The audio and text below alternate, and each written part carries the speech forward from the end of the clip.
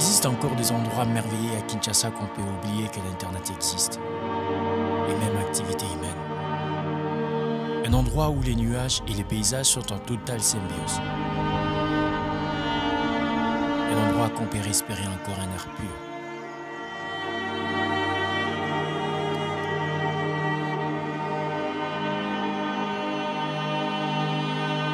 Il s'agit du domaine des chasses et réserves des Bombo-Lomene.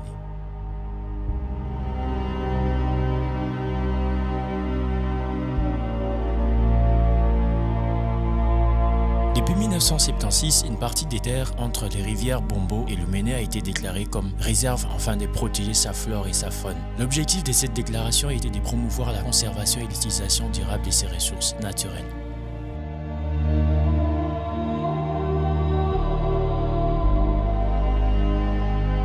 Malheureusement, depuis de nombreuses années, Bombo-Lomene a attiré des chasseurs sportifs expatriés de Kinshasa. Les longues périodes d'instabilité politique ont également contribué au déclin de la population des animaux. Les animaux étant chassés en raison de l'insécurité alimentaire, cela a finalement conduit à l'extinction locale de plusieurs espèces telles que les lions et les éléphants.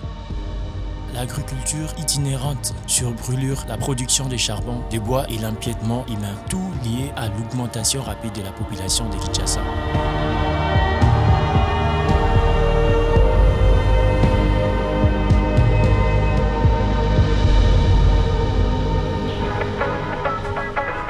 Hey guys, j'espère que tout va bien. Une nouvelle aventure commence.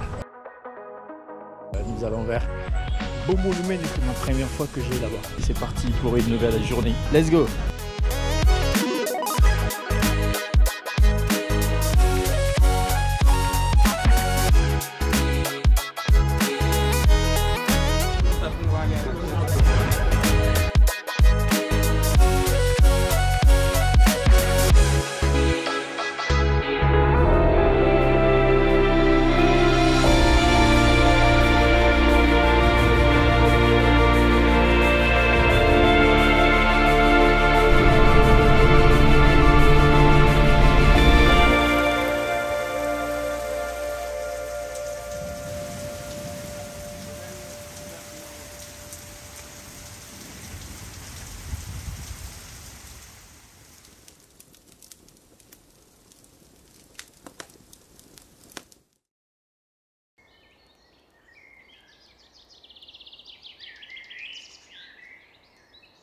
Hey guys, j'espère que tout va bien.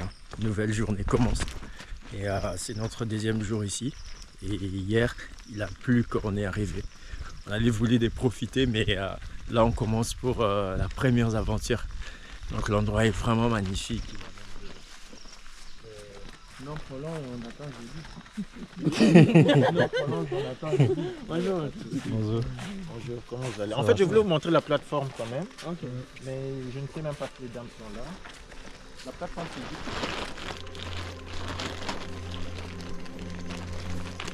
J'aime bien l'espace.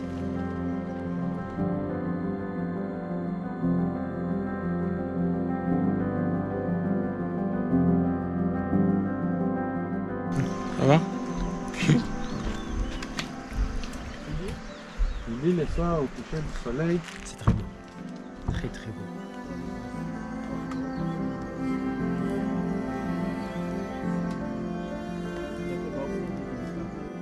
Ce qui attire d'abord les gens, c'est être tout proche de la nature. Vous avez vraiment une vie purement, simplement naturelle ici. Par exemple, le monde est devenu très moderne, mais du moins, à Bombo-Lomene, nous avons quand même préservé la tradition naturelle. Donc nous avons la nature ici. Et puis, quand vous voyez nos plateformes, la façon dont nous les avons placées, on se rend compte qu'on est séparés. Voilà, vous êtes vraiment séparés de la vie de Kinshasa, de la vie de Bandundu. Et quand vous descendez, nous avons la rivière Lomene. Pour la traverser, il faut passer par un pont en liane, qui est romantique quand vous traversez les ponts en liane, et puis la savane. Vous savez voir qui vous offre vraiment une vue à vous casser la tête, de voir la savane comme ça.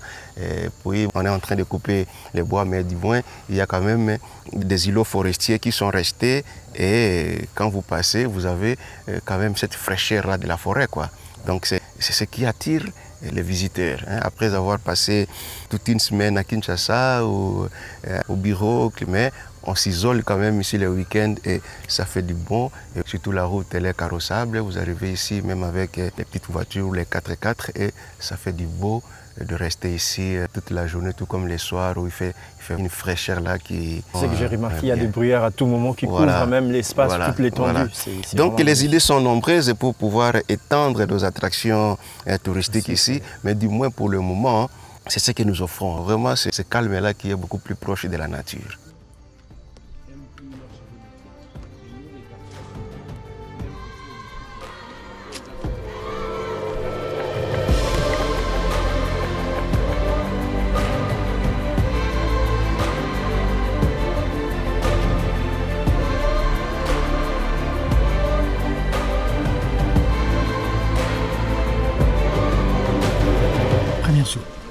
On y arrive au premier saut.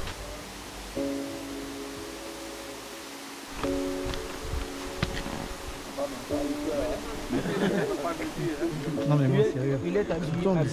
La natation aussi c'est bon. Hein. Là on pourrait monter même dans 500 mètres, on se jette dans l'eau, le courant nous entraîne jusqu'ici. Arrivé au pont Alliance, là il faut travailler, il faut sortir. Parce qu'après le pont Alliance, à 200 mètres, nous avons une ratite qui est là. Vraiment c'est impossible, ça gilet de sauvetage de passer. Et surtout la saison pluvieuse, l'eau est tellement forte. Ça c'est la rivière Lumene. On en a deux. Celle-ci c'est la Lumene. En 2h30 de marche c'est la Bombo. Ces deux rivières se croisent pour former le Mai-Ndombe que vous aviez traversé. Et là où nous avons les confluents, la Lumene et le Bombo, ça fait 20 km pour arriver au pont Mai-Ndombe.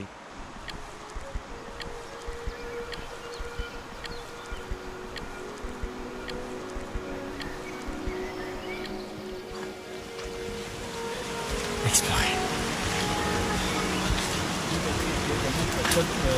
Caméra ça, mais dans là, cette chose-là, c'est juste pour identifier, il y a quelques espèces comme les singes, les talampoins, des écureuils, des oiseaux, donc pour faire un peu... Là, ils ont installé des caméras trappes partout pour essayer un peu de détecter quels sont les animaux qui passent tout autour. Donc là, on vient de voir qu'il y a une caméra trappe juste à côté.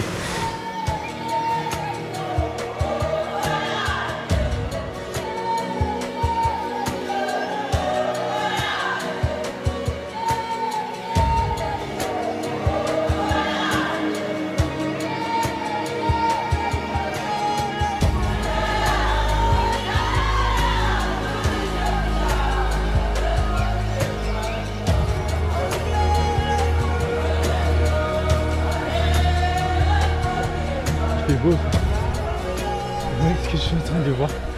Ouh, c'est vraiment la savane. Magnifique.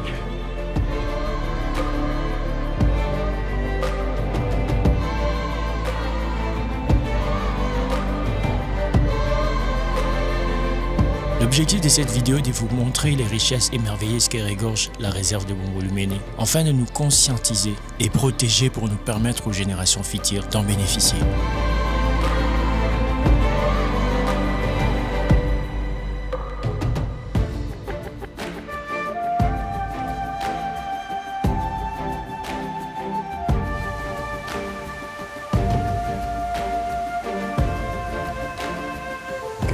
Alors, c'est quoi les efforts que vous êtes en train de faire avec la communauté? Parce que c'est la communauté qui devient l'obstacle de la réserve, parce que la réserve doit être protégée. Plus il y a moins de la protection, plus la réserve va disparaître. Même ce que nous sommes en train de voir ici, d'ici même 15 ans, on n'aura plus parce qu'il y a une forte braconnage. Ça, c'est une bonne question parce qu'auparavant, il y avait des notions de la protection policière. Maintenant, ça a changé parce que parfois, ça n'a pas payé. Et pour le moment, nous avons l'approche de la conservation communautaire. Donc, nous voulons que la population s'approprie de la notion de la conservation. Donc, nous protégeons, nous conservons avec la population. Ce qui fait que dans plusieurs villages, nous avons des comités de conservation communautaire. Alors, ces comités-là, ce sont eux qui sont nos interlocuteurs. Ce sont eux qui sont là pour parler à la population, expliquer à la population le bien fondé de la conservation. Pourquoi conserver notre patrimoine ici? Donc, nous travaillons vraiment en collaboration avec certains villages, avec certaines communautés qui nous expliquons et puis à leur tour, ils expliquent à la population. Et ça marche parce que depuis que nous sommes arrivés, il y a quand même une façon où on a quand même essayé un peu de stopper l'hémorragie. L'hémorragie, les gens sont au courant que, voilà, il y a quand même les gens qui sont là, qui sont en train de nous expliquer que Bombolumene, c'est une aire protégée, et puis dans une aire protégée, on ne peut pas faire ceci, on ne peut pas faire cela. Et ça, c'est ce que nous sommes en train de faire avec la population ou les communautés locales. Mais de l'autre côté, la loi aussi est là. Il y a un département de lutte anti-braconnage qui fait aussi la loi parce que les domaines, c'est paramilitaire.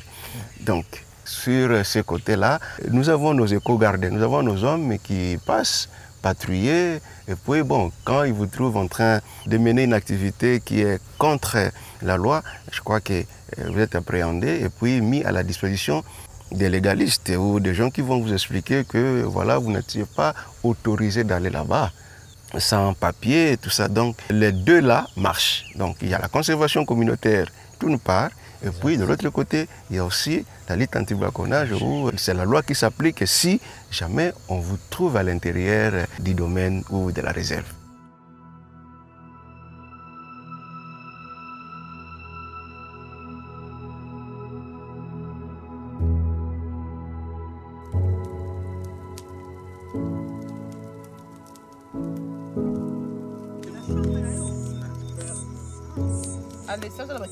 Il y a des serpents, hein.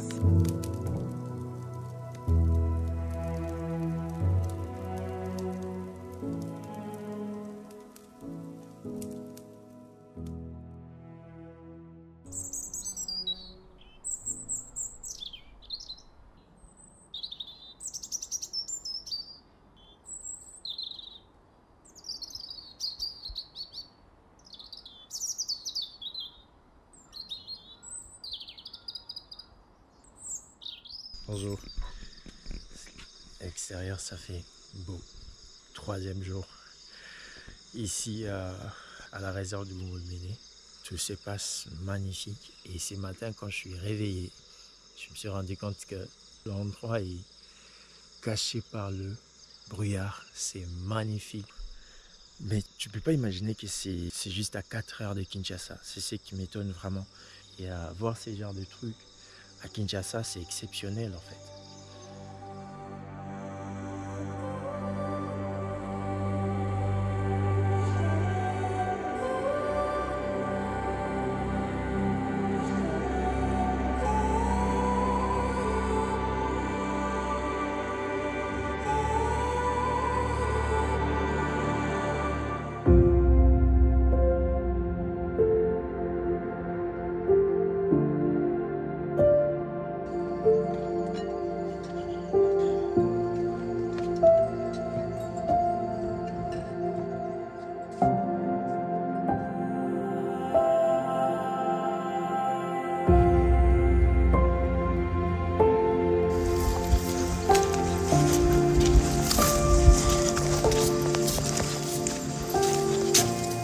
Ce que j'aime beaucoup ici, c'est vraiment, ils ont gardé le côté vraiment naturel. Si vous remarquez, venez, ça sort, c'est parti. C'est nice, c'est magnifique. Et puis ici, on s'est rendu compte qu'ils ont vraiment laissé les bois. Ici, d'habitude, on a toujours l'habitude de mettre les carreaux et tout, mais et vraiment, ils ont laissé la terre battue, c'est vraiment magnifique et tu peux utiliser avec le bois. C'est nice, c'est vraiment made in Africa.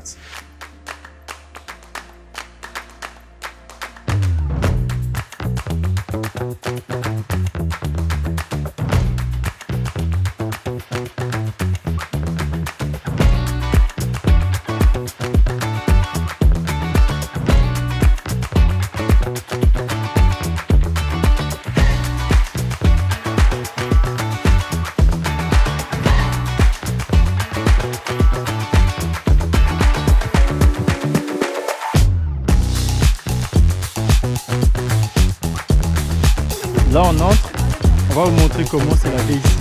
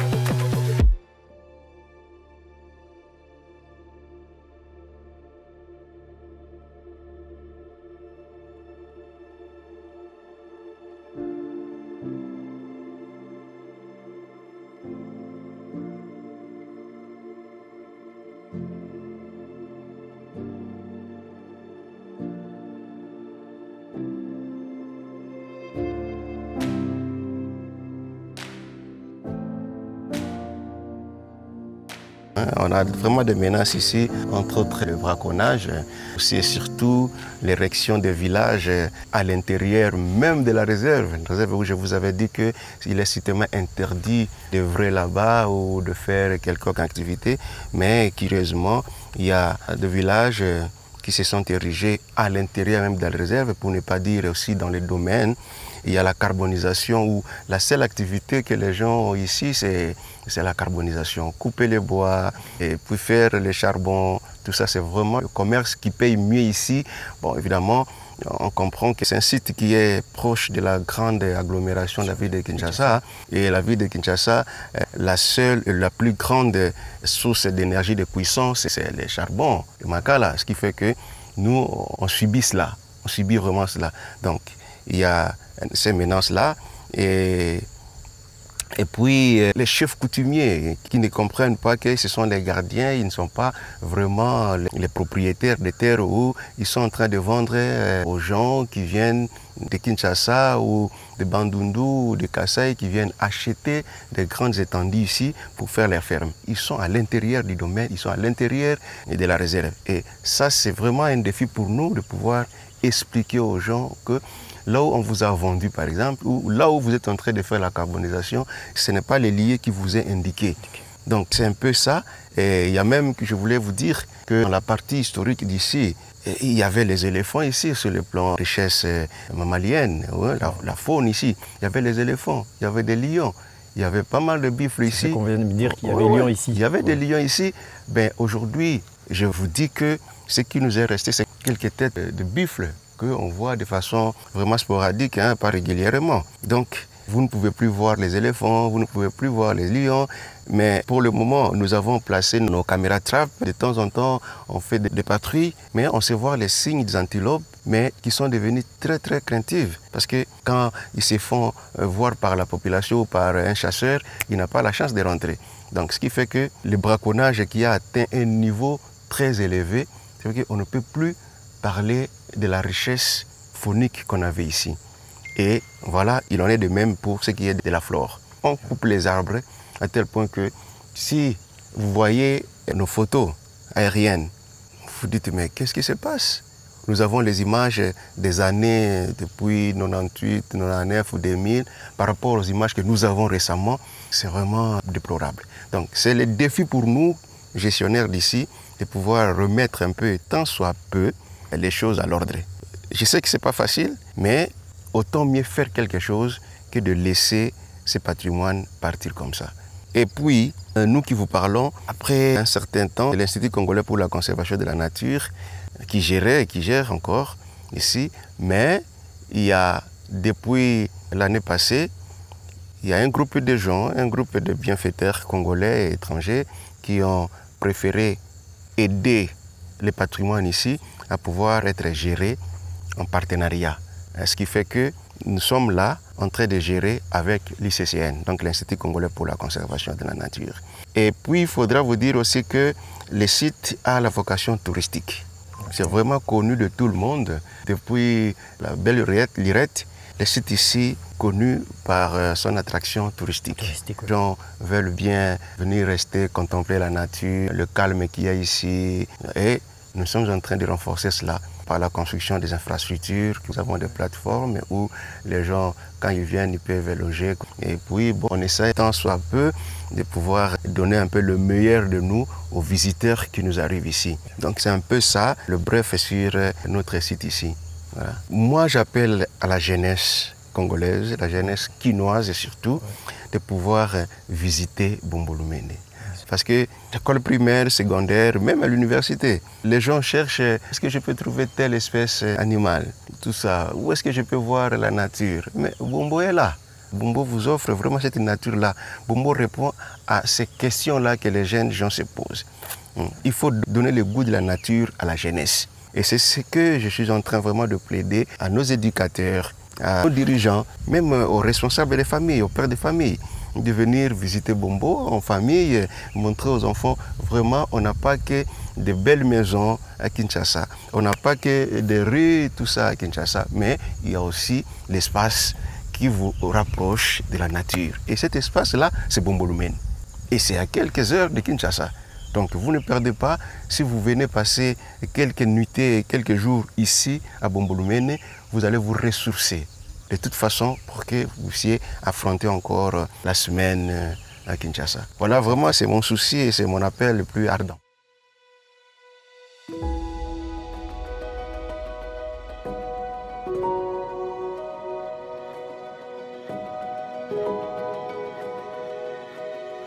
C'est impressionnant. Je ne m'attendais pas que nous ayons ce genre d'endroit à Kinshasa. Bombolumene, c'est vraiment incroyable. Donc, n'hésitez pas de passer ici, je vous assure. Vous allez passer des moments extraordinaires, surtout en famille et même perso. Je me suis rendu compte que j'ai passé presque 2 jours sans téléphone, sans connexion, parce que c'est aussi la particularité de cet endroit. Il n'y a pas la connexion, tu es seul, tu es vraiment isolé de tout ce qui se passe dans la ville de Kinshasa, au centre-ville, alors que nous sommes toujours dans la ville de Kinshasa.